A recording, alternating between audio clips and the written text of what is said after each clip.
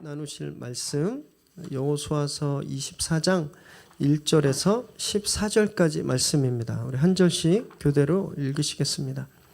여호수아가 이스라엘 모든 지파를 세겜에 모으고 이스라엘 장로들과 그들의 수령들과 재판장들과 관리들을 부르매 그들이 하나님 앞에 나와 선지라. 여호수아가 모든 백성에게 이르되 이스라엘의 하나님 여호와께서 이와 같이 말씀하시기를 옛적에 너희의 조상들 곧 아브라함의 아버지 나홀의 아버지 데라가 강 저쪽에 거주하여 다른 신들을 섬겼으나 내가 너희의 조상 아브라함을 강 저쪽에서 이끌어내어 가나안 온 땅에 두루 행하게 하고 그의 씨를 번성하게 하려고 그에게 이삭을 주었으며 이삭에게는 야곱과 에서를 주었고 에서에게는 세일산을 소유로 주었으나 야곱과 그의 자손들은 애굽으로 내려갔으므로 내가 모세와 아론을 보내었고 또 애굽의 재앙을 내렸나니 곧 내가 그들 가운데 행한 것과 같고 그 후에 너희를 인도하여 내었노라. 내가 너희의 조상들을 애굽에서 인도하여 내어 바다에 이르게 한즉 애굽 사람들이 병거와 마병을 거느리고 너희의 조상들을 홍해까지 쫓아오므로 너희의 조상들이 나 여호와께 부르짖기로 내가 너희와 애굽 사람들 사이에 흑암을 두고 바다를 이끌어 그들을 덮었나니 내가 애굽에서 행한 일을 너희 눈이 보았으며 또 너희가 많은 날을 광야에서 거주하였느니라. 내가 또 너희를 인도하여 요단 저쪽에 거주하는 아모리 족속의 땅으로 들어가게 하매 그들이 너희와 싸우기로 내가 그들을 너희 손에 넘겨주매 너희가 그 땅을 점령하였고 나는 그들을 너희 앞에서 멸절시켰으며 또한 모압 왕 십볼의 아들 발락이 일어나 이스라엘과 싸우더니 사람을 보내어 부올의 아들 발람을 불러다가 너희를 저주하게 하려 하였으나 내가 발람을 위하여 듣지 원하지 아니하였으므로 그가 오히려 너희를 축복하였고 나는 너희를 그의 손에서 건져내었으며 너희가 요단을 건너 여리고에 이른즉 여리고 주민들 곧 아모리 족속과 브리스 족속과 가나안 족속과 헷 족속과 기르기스 족속과 히위 족속과 여부스 족속이 너희와 싸우기로 내가 그들을 너희의 손에 넘겨 주었으며 내가 왕벌을 너희 앞에 보내어 그 아모리 족속의 두 왕을 너희 앞에서 쫓아내게 하였나니 너희의 칼이나 너희의 활로서 이같이 한 것이 아니며 내가 또 너희가 수고하지 아니한 땅과 너희가 건설하지 아니한 성읍들을 너희에게 주었더니 너희가 그 가운데에 거주하며 너희는 또 너희가 심지 아니한 포도원과 감람원의 열매를 먹는다 하셨느니라. 그러므로 이제는 여호와를 경외하며 온전함과 진실함으로 그를 섬기라. 너희의 조상들이 강 저쪽과 애굽에서 섬기던 신들을 치워버리고 여호와만 섬기라. 아멘. 오늘 우리에게 주신 하나님의 말씀입니다.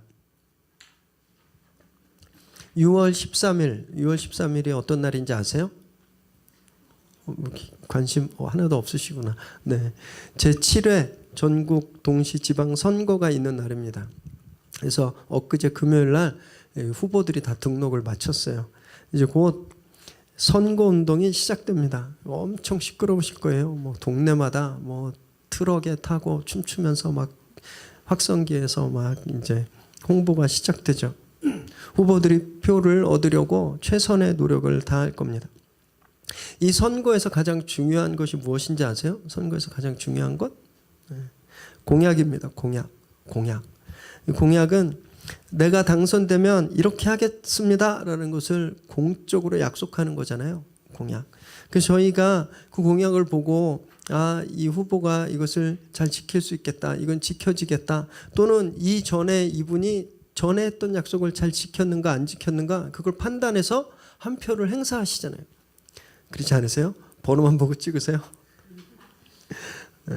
할머니 할아버지들이 지난번 선거에 되게 헷갈리셨대요. 번호가 바뀌었잖아요. 야당과 여당이. 무조건 1번만 계속 찍으셔서 1번만 계속 찍으셨다 그러더라고요. 번호 보고 찍는 거 아니고 색깔 보고 찍는 거 아니고 공약을 보셔야 돼요. 그래서 이 약속이 진짜 공익을 위한 것인가, 지켜질 수 있는가 이걸 보셔야 되는 거예요. 그리고 이 후보가 그 전에 약속을 잘 지켰는가 이걸 잘 판단하셔야 되는 거예요. 공약은요. 그래서 이 선거는 일종의 계약이라고 할 수 있습니다. 계약. 공약을 가지고 이 후보와 국민들이 계약을 맺는 거예요. 그래서 이것을 지키겠다, 우리가 인정하겠다 이러고 꽝 도장을 찍는 거죠. 그렇기 때문에 공직자들은요, 자신이 한 공적인 약속을 반드시 지켜야 될 의무와 책임이 있습니다. 그것을 지키지 못할 때는 엄중한 국민의 심판을 받는 거예요. 그래서 그 서울교도소의 503번 그리고 이 옆에 가까운 동서울 구치소에 계신 장로님들 그걸 실패하신 거예요. 그거. 자기들이 한 공적인 약속을 실패하고 공익을 위해 안 하고 사익을 위해 일을 했기 때문에 이런 비참한 지경에 처하는 겁니다. 그렇기 때문에 저희가 매 4년마다 또는 대통령 선거는 5년마다 하는 거예요. 계약을 갱신하는 거예요. 계약을 갱신하는 거예요. 이 약속을 진짜 잘 지켰는가? 앞으로 또 지킬 수 있을 것인가? 이 국민과 함께 그 계약을 갱신하는 것이죠. 성경에도 보면요, 하나님이 이처럼 계약을 자꾸 갱신하고 있는 것을 볼 수 있습니다. 하나님 맨 처음에 아브라함과 계약을 맺으셨어요. 근데 아브라함과 맺으셨던 똑같은 그 언약을 이삭과 맺으시더라고요.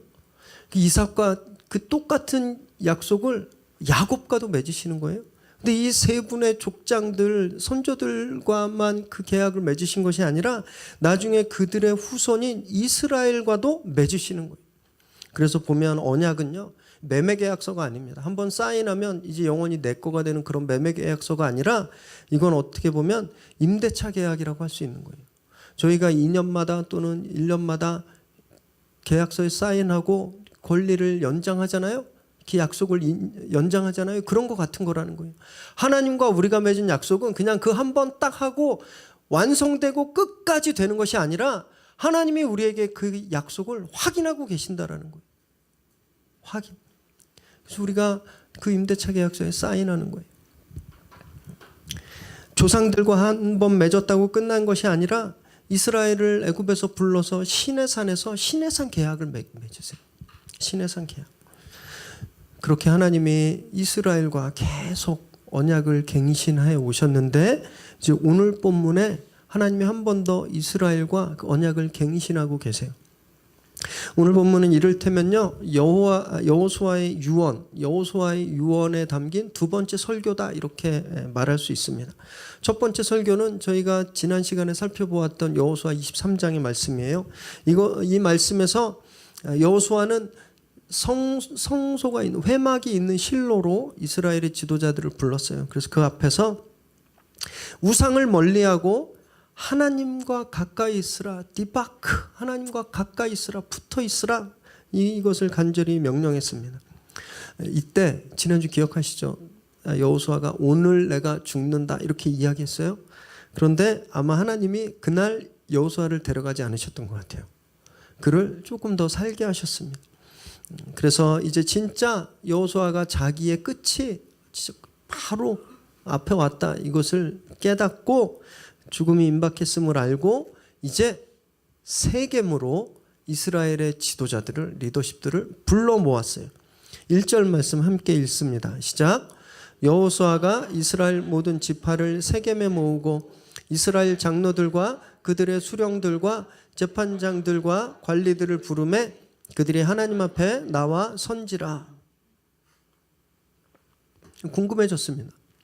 왜 성막이 있는, 왜 여호와의 법궤가 모셔져 있는, 언약궤가 있는 실로가 아니라 세겜 땅으로 불렀을까? 그냥 지난번처럼 실로에서 다 모여서 하나님의 성막 앞에서 이야기하면 안 됐을까? 먼저 이 세겜이 어디인지 지도를 한번 보시겠는데 몇 주간 지도 안 보시니까 좀 그러셨죠? 네, 지도를 준비해 왔습니다. 여기 동그라미 친 데가 실로예요. 실로.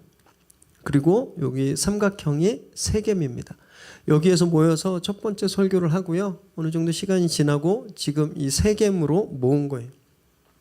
왜 세겜일까? 왜냐하면 이 세겜은요, 이스라엘 역사에서 영적으로 굉장히 중요한 곳이었기 때문에 그렇습니다. 창세기 12장 6절 7절 함께 읽습니다. 시작. 아브람이 그 땅을 지나 세겜 땅 모래 상수리 나무에 이르니 그때 가나안 사람이 그 땅에 거주하였더라. 여호와께서 아브람에게 나타나 이르시되 내가 이 땅을 내 자손에게 주리라 하신지라. 자기에게 나타나신 여호와께 그가 그곳에서 제단을 쌓고, 이 세겜이 어떤 곳이었냐 하면 아브라함이 자기들의 조상 아브라함이 가나안 땅에 들어와서 제일 먼저 하나님께 제단을 쌓고 예배했던 곳이라는 거예요. 예배가 시작된 곳, 제사가 맨 처음 드려졌던 곳이라는 거예요. 또 이것은요, 야곱이 하란 땅에서 탈출하죠. 자기 삼촌 땅에서 탈출하고 야복강에서 하나님과 씨름해서 이스라엘이라는 이름을 얻고, 또 자기의 그 평생 공포의 대상이었던 형과 거룩한 화해를 이루고 나서, 그리고 그가 이 세겜 땅에서 제단을 쌓았습니다.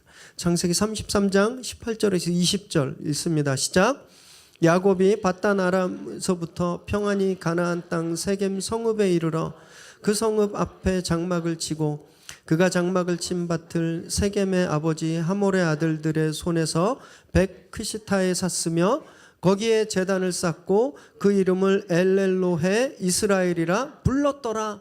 야곱이 완전히 다른, 야곱이 이스라엘이 돼서, 야곱이 전혀 다른 사람이 돼서 제사를 드린 곳, 이것이 세겜이라는 거예요. 이스라엘의 선조들이 하나님께 예배하며 이제 내 믿음을 지키겠습니다 라고 맹세한 장소가 세겜이었어요. 그리고 이스라엘도요, 가나안에 들어와서 이곳에서 하나님께 그 맹세를 새롭게 했는데, 여호수아 8장 30절 31절 읽습니다. 시작. 그때 여호수아가 이스라엘의 하나님 여호와를 위하여 에발산에 한 제단을 쌓았으니 이는 여호와의 종 모세가 이스라엘 자손에게 명령한 것과 모세의 율법책에 기록된 대로 쇠 연장으로 다듬지 아니한 새 돌로 만든 제단이라. 무리가 여호와께 번제물과 화목제물을 그 위에 드렸으며. 이게 어떤 기억이 가물가물하시죠? 여호수아 8장 우리가 다 묵상했는데, 아이성의 실패 후 다시 아이성을 점령하고 그들이 에발산에서 제사를 드린 거예요. 이 에발산이 아까 지도에 보면 그 옆에 조그맣게 세겜 옆에 에발산 이렇게 써 있거든요. 에발산이 세겜이었어요. 다시는 하나님께 불순종하지 않겠다. 이제 우리가 더 이상 이런 잘못을 되풀이하지 않겠다. 자신들의 각오와 믿음을 제단을 쌓고 하나님께 약속한 장소. 그래서 이 세겜은요, 완전 진짜 딱 알맞는 장소였습니다. 여호수아가 이스라엘 리더들을 소집해서 자신들 대대로 갱신되어 왔던 이 언약을 업데이트하기에 최적의 장소였던 거예요. 그래서 1절에 다시 1절 말씀을 다시 보면 이들이 하나님 앞에 나와 섰다라고 되어 있습니다. 하나님 앞에 나와 섰다. 무리가 하나님 앞에 나와 섰다. 지금 하나님은 어디에 계세요? 실로의 성소에 계세요. 언약궤 있는 곳에 하나님 계신 거예요. 그런데 그 하나님이 지금 세겜에 임재하신 겁니다. 왜냐하면 이스라엘과 계약을 맺기 위해서, 계약의 주인으로 지금 이곳에 계신 거예요. 그래서 우리는 이 교회가 바로 이 세겜 같은 곳입니다. 세겜. 우리 예배를 통해서, 우리 교회에서 예배를 통해서 하나님의 임재를 경험하시잖아요. 그리고 하나님은 이 교회를 통해서 당신의 약속을 늘 새롭게 갱신하십니다. 이스라엘에게 주셨던 언약, 이 약속은 예수 그리스도로 완성되죠. 완성. 이 교회는 그 완성된 언약의 몸인 거예요. 교회는 예수 그리스도의 몸인 것이죠. 그래서 저희는 이미 약속을 완성한 사람들이라는 거예요. 그래서 이 교회에 우리가 나오는 것은 우리가 이 언약의 당사자라는 거예요. 하나님과 지금 세겜에서 하나님 앞에 서서 이 계약을 지금 이루고 있는 이스라엘이 바로 우리라는 거예요. 우리가 교회를 통해서, 예배를 통해서 우리에게 임하신 하나님을 대면하고 지금 하나님과 약속을 늘 갱신하고 있는 겁니다. 그래서 저희는 구경꾼이 아닌 거예요. 여러분, 예배 구경하러 오신 게 아니에요. 여러분, 구경꾼이 아니라 예배 약속의 참여자입니다. 약속의 당사자인 거예요. 그래서 예배 드리실 때 구경하는 것이 아니라 예배자가 되셔야 되는 거예요. 하나님의 임재를 내가 경험해야 되는 겁니다. 그래야 우리가 주님과 한 약속을 날마다 새롭게 업데이트할 수 있는 거예요. 여호수아가 그렇게 리더들을 불러 세우고, 이제 이 계약이 왜 정당한지, 왜 이 계약이 맞는 것인지 하나님의 말씀을 전하고 있어요. 하나님께서 왜 이 계약을 콜하셨고 정당한 주인이신지 내가 이제 지금부터 알려주겠다 그러면서 이스라엘 역사를 통해서 하나님이 하신 일들을 계속 증거로 보여주고 계신데, 먼저 그들의 조상을 하나님이 택하셨기 때문이다 이렇게 말씀하십니다. 2절과 3절을 읽습니다. 시작. 여호수아가 모든 백성에게 이르되 이스라엘의 하나님 여호와께서 이같이 말씀하시기를 옛적에 너희의 조상들 곧 아브라함의 아버지 나홀의 아버지 데라가 강 저쪽에 거주하여 다른 신들을 섬겼으나 내가 너희의 조상 아브라함을 강 저쪽에서 이끌어내어 가나안 온 땅에 두루 행하게 하고 그의 씨를 번성하게 하려고 그에게 이삭을 주었으며, 하나님께서 이스라엘의 조상인 아브라함 그리고 그 형제 나홀과 아브라함의 아버지인 데라를 택하셨다라고 말씀하셨어요. 내가 택했다. 그런데 보니까 이 사람들이 원래 신앙생활을 잘하던 사람들이 아니었어요. 하나님을 예배하고 하나님을 제사하고 그런 사람들이 아니었습니다. 여기 보니까 분명히 되어 있어요. 이 사람들이 뭐 했던 사람이라고요? 강 저편에서 메소포타미아 바벨론에서 우상을 섬겼었다라는 거예요. 그 사람들이 우상을 섬기고 있었는데 하나님이 내가 택해서 불러냈다라고 말씀하시는 거예요. 아브라함의 의지, 아브라함의 공로 때문이 아니라 일방적인 하나님의 선택, 이것을 분명히 말씀하고 계시는 겁니다. 여러분, 저희를 한번 돌아보세요. 우리가 어떻게 구원받으셨어요? 나라를 구했습니까? 그래서 그 보답으로 구원을 받으신 거예요? 아니면 뭐 북핵 문제를 해결한 큰 공을 세우셨어요? 그래서 하나님이 그 공 때문에 우리를 선택하셨나요? 그렇지 않죠. 우리는요, 죄밖에 한 게 없어요. 그런데 하나님이 당신의 전적인 의지로 우리를 선택하셨습니다. 로마서 5장 8절 읽습니다. 시작. 우리가 아직 죄인 되었을 때에 그리스도께서 우리를 위하여 죽으심으로 하나님께서 우리에 대한 자기의 사랑을 확증하셨느니라. 아브라함과 그 가족이, 그 집안이 우상을 섬길 수 있었을 때 하나님이 그들을 그 소굴에서 건져내셨듯이, 우리가 아직 죄인 되었을 때, 살 수가 없을 때, 우리가 죽을 수밖에 없었을 때 하나님이 예수님을 통해서 우리를 건져주신 거예요. 여러분, 그래서 우리가 이것을 은혜라고 하는 겁니다. 은혜. 왜냐하면 내가 한 게 아무것도 없잖아요. 나 아무것도 안 했는데 하나님 나를 구원해 주셨어요. 이것이 은혜라는 겁니다. 은혜. 지금 여기 계신 모든 분들이 그런 은혜를 입으신 분들이에요. 옆에 계신 분, 앞에 뒤에 계신 저를 포함한 모든 분들이 우리는 아무것도 안 했는데, 우리 공로 하나도 없는데 하나님의 전적인 은혜로 구원을 받은 사람들이에요. 그런데 왜 우리는요, 자꾸 자랑하려고 그럴까요? 왜 자꾸 남을 지적하고 남을 고쳐주려고 하고 남들 위에 서려고 하는 걸까요? 왜냐하면 내 공로가 있다고 생각하기 때문에 그러는 거예요. 내가 뭘 했다라고 생각하는 거예요. 그런 위대한 착각이 있으니까 내가 얼마나 은혜를 받았는지 잊고 자꾸 남의 허물이 보이고 자꾸 남의 모자른 모습이 보이고, 그래서 그게 불편하고, 그래서 그 사람에게 지적하고 공격하는 겁니다.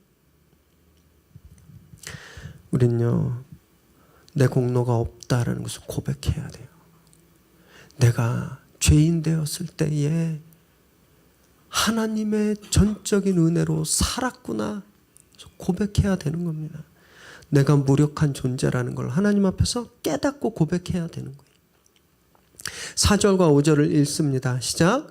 이삭에게는 야곱과 에서를 주었고 에서에게는 세일산을 소유로 주었으나 야곱과 그의 자손들은 애굽으로 내려갔으므로 내가 모세와 아론을 보내었고 또 애굽에 재앙을 내렸나니 곧 내가 그들 가운데 행한 것과 같고 그 후에 너희를 인도하여 내었노라. 하나님은 이어서 출애굽 사건도 내가 했다 이렇게 말씀하시는 거예요. 처음 그렇게 선택해서 계약을 맺었던 족장들, 그들의 후손인 이스라엘을 애굽에서 건지신 분이 나다 이렇게 말씀하고 계시는 거예요. 그런데 이때도 하나님은 이스라엘의 도움 없이, 이스라엘의 협력 없이 이 일을 하셨어요. 출애굽기 2장 23절에서 25절 있습니다. 시작.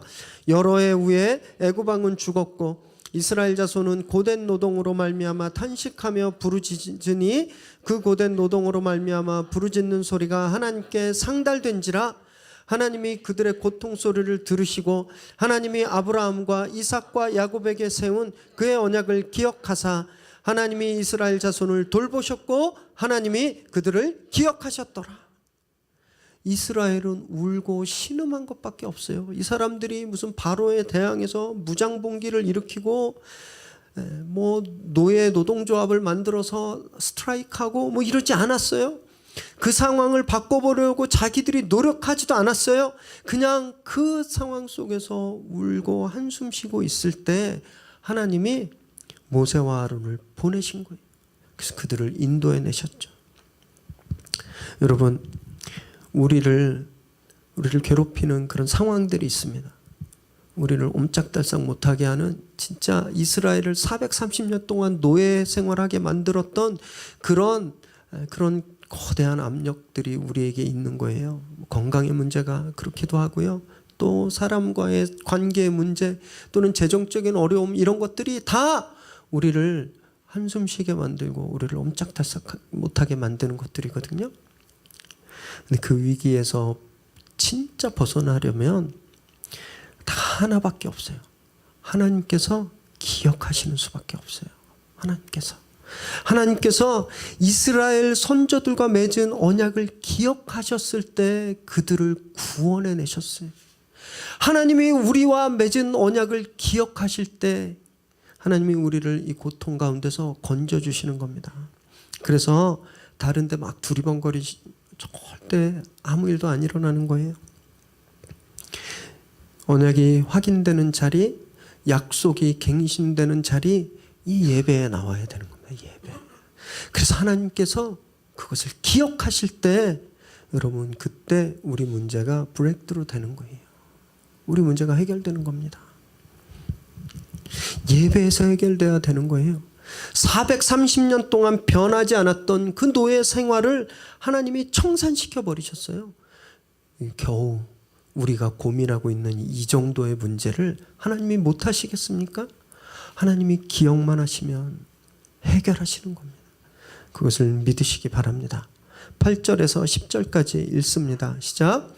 내가 또 너희를 인도하여 요단 저쪽에 거주하는 아모리 족속의 땅으로 들어가게 하매 그들이 너희와 싸우기로 내가 그들을 너희 손에 넘겨주매 너희가 그 땅을 점령하였고 나는 그들을 너희 앞에서 멸절시켰으며 또한 모압 왕 십볼의 아들 발락이 일어나 이스라엘과 싸우더니 사람을 보내어 보올의 아들 발람을 불러다가 너희를 저주하게 하려 하였으나 내가 발람을 위해 듣기를 원하지 아니하였으므로 그가 오히려 너희를 축복하였고 나는 너희를 그의 손에서 건져내었으며. 이어서 하나님은 내가 너희를 광야 40년 동안 돌보았다. 그리고 가나안 동쪽 트랜스 조르단 그쪽을 점령할 때도 내가 했다, 이렇게 말씀하시는 거예요. 아모리 족속을 이스라엘 손에 넘겨주었고 모압 왕 발락이 발람을 통해서 이스라엘을 저주하려고 했을 때 하나님은 오히려 발람이 이스라엘을 축복하게 했다라고 말씀하시는 거예요. 온통 하나님께서 하신 기록밖에 없어요. 광야 40년 동안 이스라엘은요, 농사 짓지도 않았습니다. 무역을 하지도 않았어요. 그런데도 그들이 굶지 않고 살 수 있었던 건 하나님께서 그들에게 만나와 메추라기를 내려주셨기 때문이거든요. 가나안 동편을 점령할 때도 심지어는 보이지 않는 암살자 같았던 발람의 저주를 축복으로까지 하나님이 바꿔버리신 겁니다. 우리를 돌아보면 우리도 이런 기적의 순간들이 너무너무 많아요. 셀 수가 없는 거예요. 그런 일이 있었나 이렇게 생각하시는 분들 계실 텐데 여러분 깨달으셔야 돼요. 깨달으셔야 돼요. 교통안전공단의 최근 발표에 의하면 우리 대한민국 국민은요, 교통사고 당할 확률이 35.2%래요. 35.2%. 그리고 교통사고로 사망할 수 있는 확률이 1.02%라는 거예요. 이 말이 무슨 말이냐면요, 여기 3분 중 1분은 교통사고 당하신다라는 거예요. 3분 중 1분은. 그리고 10분 중 1분은 교통사고로 돌아가신다는 거예요. 그런데 지금 하나도 안 다치시고 하나도 안 돌아가시고 여기 계신 거예요. 블랙박스 요즘 영상이 올라오는 그 유튜브나 뭐 이런 데 올라오는 블랙박스 영상을 보면요. 와, 진짜 하나님 보호하지 않으시면 살 수가 없겠다. 이런 충격적인 영상들이 있는데 고속도로에서 가는데 갑자기 반대편 하행선에서 트럭이 점프해서 중앙분리대를 넘어서 덮치는 거예요. 그래서 사람들이 죽더라고요. 그냥 앞만 보고 열심히 안전운전하는데 뒤에서 버스가 차를 5대를 덮쳐버린 거예요. 운전 잘한다고, 나 10년 무사고 운전해, 나 그 방어 운전 확실하게 한다고 이런 걸로 지켜지는 생명이 아니라는 거예요. 그럼 그런 일을 누가 막을 수 있겠습니까? 우리가 그런 뜻밖의 위험들, 그 위험들 속에서도 저희가 안전하게 지금 이 시간 숨쉬고 예배드릴 수 있는 건 하나님의 은혜라는 겁니다. 하나님이 보호해 주지 않으시면 우리는 단 한순간도 살 수가 없는 존재라는 거예요. 이게 다 우연인 줄 아시는 분들, 아니면 평소에 운동하고 건강관리 잘하면 영원히 살 줄 아는 분들, 남들보다 더 일찍 일어나고 늦게 잠들 그렇게 성실히 열심히 일하면 문제없이 행복하게 살 거라고 생각하는 분들, 절대 그렇지 않다는 걸 깨달으셔야 됩니다. 우리가 경험해 왔잖아요. 절대 우리가 그런 것들로 안전해질 수 없는 거예요. 눈에 보이는 위협, 보이지 않는 위험으로부터 하나님이 우리의 보호막이 되어주시지 않으면 다 하루도 살 수가 없는 겁니다. 그러니까 이제 불평하지 마세요. 감사하십시오. 그냥 숨 쉴 때마다 감사하세요. 아, 이렇게 숨쉬게 해주셔서 너무 감사합니다. 아, 침 생기게 해주셔서 감사합니다. 여러분, 숨 쉴 때마다 감사해야 되는 거예요. 울지 마시고 감사할 수 없는 순간에도, 울 수밖에 없는 순간에도 감사해야 되는 겁니다. 이것이 언약 백성의 모습이라는 거예요. 11절에서 13절 읽습니다. 시작. 너희가 요단을 건너 여리고에 이른즉 여리고 주민들 곧 아모리 족속과 브리스 족속과 가나안 족속과 헷속 족속과 기르가스 족속과 히위 족속과 여부수 족속이 너희와 싸우기로 내가 그들을 너희의 손에 넘겨 주었으며 내가 왕벌을 너희 앞에 보내어 그 아모리 족속의 두 왕을 너희 앞에서 쫓아내게 하였나니 너희의 칼이나 너희의 활로써 이같이 한 것이 아니며 내가 또 너희가 수고하지 아니한 땅과 너희가 건설하지 아니한 성읍들을 너희에게 주었더니 너희가 그 가운데에 거주하며 너희는 또 너희가 심지 아니한 포도원과 감람원의 열매를 먹는다 하셨느니라. 이제 하나님은 과거의 이야기를 위해서 현재 이야기를 하고 계세요. 지금 당신 앞에 나와 있는 이스라엘 리더들이 직접 경험하고 눈으로 본 사건들에 대해서 말씀하고 계시는 거예요. 요단을 건너 여리고를 점령했을 때, 가나안 7 족속들을 다 몰아냈을 때, 그리고 12절에 보니까 요단을 건너기 직전에 동쪽에서 헤스본 왕 시혼과 바산 왕 옥을 멸할 사건, 그래서 그들의 땅을 루벤과 갓과 므낫세 절반 지파에게 주신 이 사건들에 대해서 말씀하시면서 이것도 내가 한 것이다 라고 말하는 거예요. 여기 12절에 보면 왕벌을 보내셨다라고 하는데요. 이 왕벌은 사해 근처 사막 지역에 살고 있는 침에 아주 강력한 독성분을 가지고 있는 땅벌을 뜻합니다. 땅벌. 그래서 제가 찾아봤어요. 진짜 하나님이 땅벌을 보내셨나? 막 봤더니 실제 있었던 기록이 없더라고요. 하나님이 땅벌을 보내셨다는 기록은 없고요. 단지 하나님이 이렇게 말씀하신 부분이 출애굽기, 신명기, 여호수아에서 3번 나와요. 그래서 우리는 하나님이 진짜 땅벌을 보내셨을 수도 있고, 아니면 하나님께서 가나안 정복에 행하셨던 모든 도우심, 이 도우심을 비유적으로 사용했다, 이렇게 이해하시면 돼요. 여기서도 분명히 밝히시는데 결코 이스라엘의 칼과 활, 이스라엘의 전투력 때문이 아니었다라는 거예요. 그들은 벽돌 한 장도 쌓은 적 없는데 성에서 살게 되었고, 모내기 한 번 한 적 없는데 포도나무와 나무 열매를 먹을 수 있었다라는 거예요. 이것이 다 하나님의 은혜, 내가 한 일이다, 이렇게 말씀하시는 겁니다. 이스라엘이 이 말씀에 단 한마디 반박도 하지 못해요. 이 사람들은 지금 하나님이 그들 앞에서 당신이 하신 일에 대해서 다 아주 옛날부터 지금까지 하시는데 그 말에 대해서 하나님 사실 그때 제가 뭐 이거 하지 않았나요? 그때 제가 뭐 칼 몇 번 휘둘렀는데요. 이런 말 한마디 안 하는 거예요. 왜냐하면 그들이 그 사실을 부인할 수 없었기 때문에, 그들이 직접 보고 경험한 사건이기 때문에 그런 거예요. 그런데 사람들은요, 진짜 얼마나 어리석은지 몰라요? 다 자기가 한 거라고 생각해요. 다 자기가 노력한 거라고. 위례 신도시 좋은 아파트에 사시잖아요.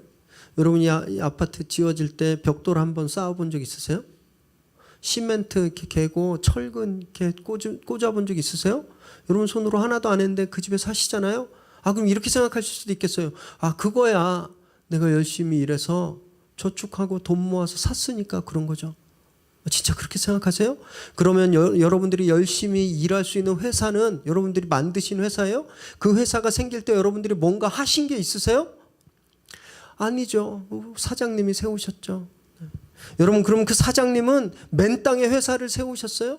이 대한민국이란 나라가 없었으면, 이 경제 구조가 없었으면 회사는커녕 구멍가게도 못 하셨을 거예요. 자, 그러면 이 대한민국은 누가 세우셨나요? 단군 할아버지와 곰씨 가문의 처자가 결혼해서 만들었어요, 이 나라?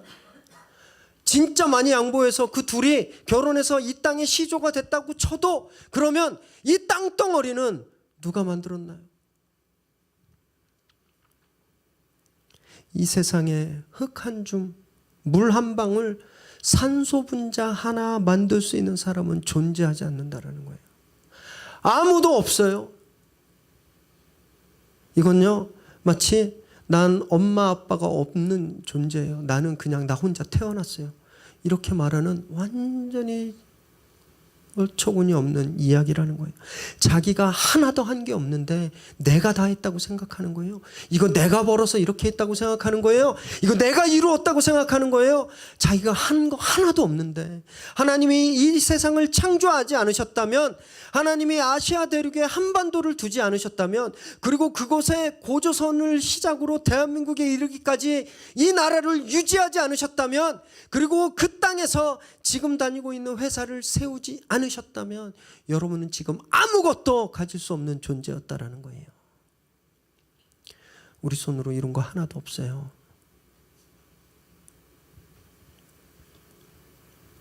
그래서 우리는 지금 하나님 앞에서 너희는 한 것이 하나도 없고 내가 다 했다라고 하는 말씀에 침묵으로 동의하는 이스라엘 리더들처럼 우리 하나님 앞에서 하나님이 다 하셨습니다, 이렇게 고백해야 되는 거예요. 하나님이 지금 이스라엘에게 그 고백을 받기 원하시는 겁니다.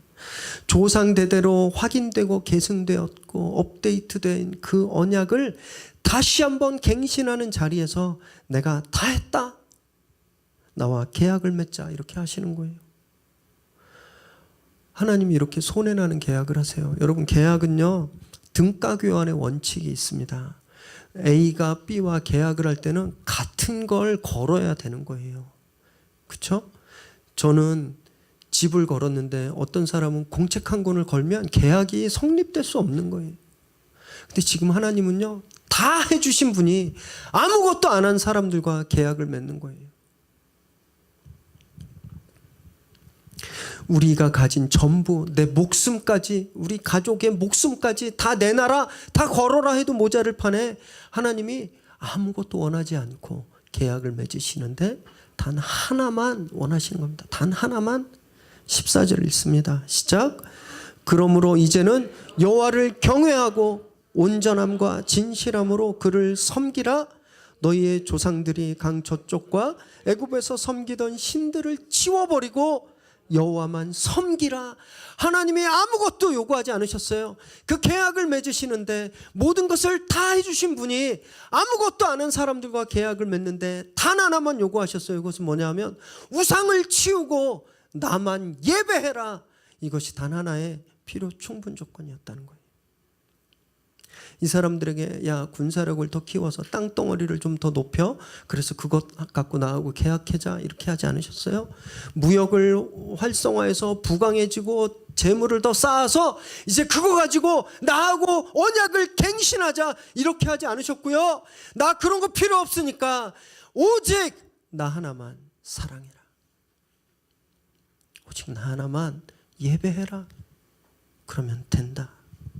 그러면 지금처럼 계속 승리할 것이고 심지도 않은 열매를 거두게 될 것이다 하고 하나님이 말씀하시는 거예요.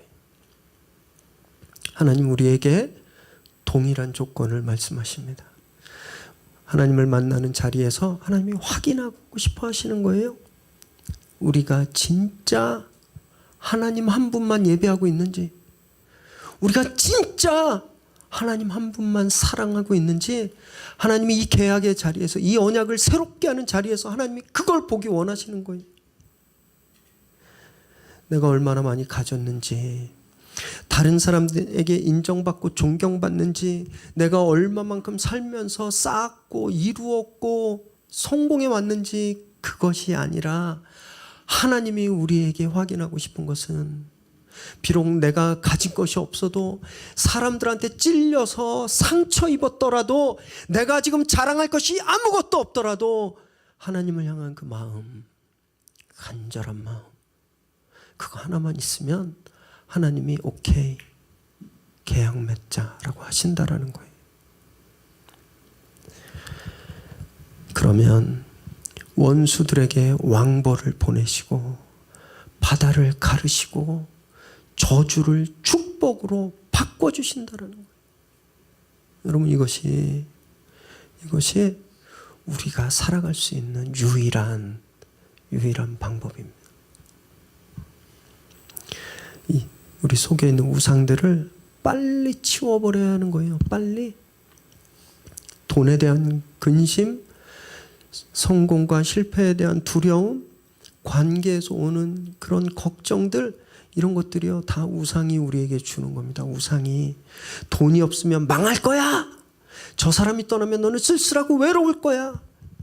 그래서 돈을 붙잡고 사람한테 매달려 이렇게 우상이 우리 안에 거짓 속삭임을 하기 때문에 우리가 두려워하고 붙잡고 놓지를 못하는 거예요. 오늘 하나님의 임재가 있는, 성령님의 임재가 있는 이 계약의 갱신의 자리에서, 이 예배 자리에서 우리 모든 거짓 우상들이 다 치워져 버리게 되기를 바랍니다. 이곳에 임하신 성령님을 대면하세요. 그분 앞에 서서, 아, 하나님이 다 하셨구나. 내 목숨은 하나님 거구나. 그 은혜를 다시 깨닫게 되길 바랍니다. 그래서 하나님께 내가 이제 하나님 한 분만 예배하겠습니다. 하나님 한 분만 전심으로 사랑하겠습니다. 그렇게 언약을 갱신하는 저와 여러분 되시기를 주님의 이름으로 축원합니다. 함께 기도하겠습니다.